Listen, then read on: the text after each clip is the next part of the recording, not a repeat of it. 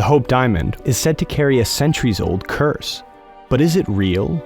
According to legend, French merchant Jean-Baptiste Tavernier stole the gem from a temple in India and sold it to the French crown in the 17th century.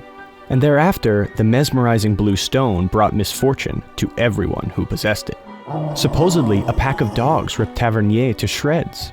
French King Louis XVI and Marie Antoinette lost their heads by guillotine. Lord Francis Hope went bankrupt, and a later owner drowned in a shipwreck. The sordid tales went on and might have been enough to scare off most collectors.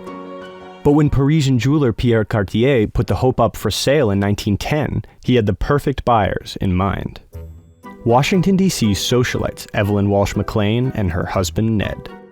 The McLeans were rich, very rich. And as one later account put it, they had more money than sense. Evelyn was the heiress to her father's gold mining fortune, while Ned was next in line for his family's newspaper business, which included the Washington Post. From the comfort of friendship, their sprawling estate in northwest D.C., the McLeans sat at the tippy top of D.C. society. They rubbed elbows with dignitaries and bought anything and everything their hearts desired.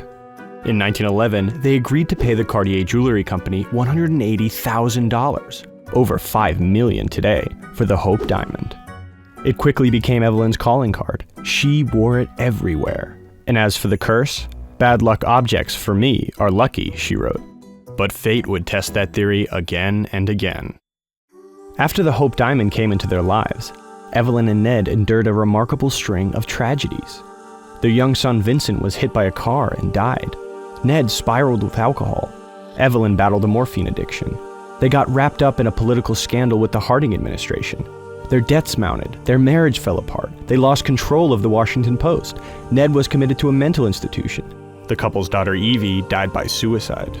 Evelyn did her best to reverse the curse. She had the diamond blessed by a Catholic priest. She even tried to use the gem for good. In 1932, news of the Lindbergh baby's abduction shocked the nation. Evelyn wanted to help and hired an investigator named Gaston Means to contact the kidnappers. She then borrowed $100,000 and gave it to Means, in cash, for a ransom demand. When the loan came due, she pawned the Hope Diamond to pay it off. But Means' investigation turned out to be a scam. And while Evelyn ultimately got the diamond back, the episode caused great embarrassment. In spite of everything, she was unwilling to pin her bad luck on her jewelry. As she wrote in her memoir, "What tragedies have befallen me might have occurred had I never seen or touched the diamond." Her outlook made her beloved in Washington's social circle. Even as she faced struggles, she continued to entertain and donate her time and money to charity. That came at a cost, however. By the time Evelyn died in 1947, much of the family fortune was gone.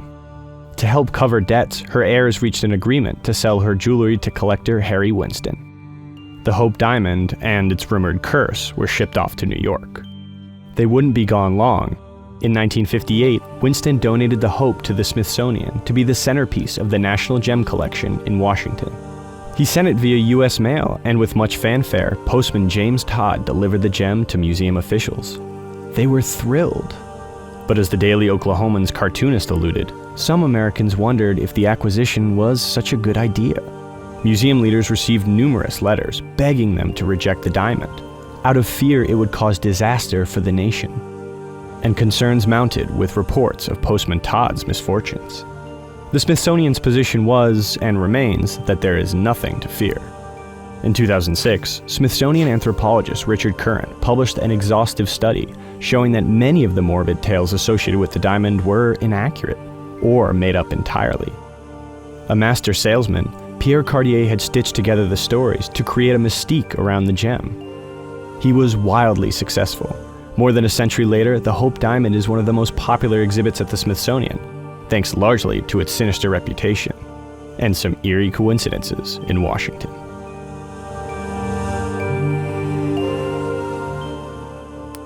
For more strange tales from DC history, check out our Boundary Stones playlist, and subscribe to WETA PBS on YouTube.